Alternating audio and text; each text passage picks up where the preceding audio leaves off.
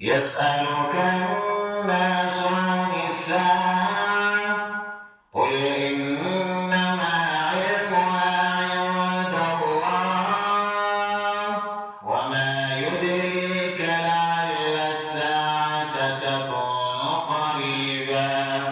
إن الله لعن الكافرين وأعد لهم سعيرا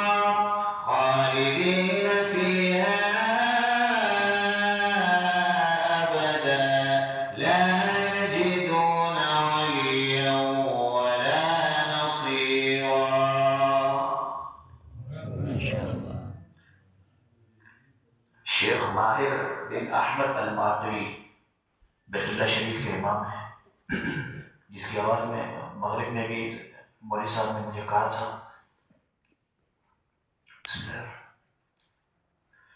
ما كان على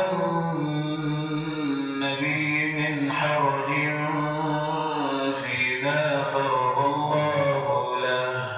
سنة الله في الذين خلوا من قبل وكان أمر الله قدرا مقدورا الذين يبلغون رسالات الله ويخشونه ولا يخشون أحدا إلا الله وكفى بالله حسيبا ما كان محمد أبا أحد من رجالكم ولكن رسول الله وخاتم النبيين وكان الله بكل شيء عليما. आखिर में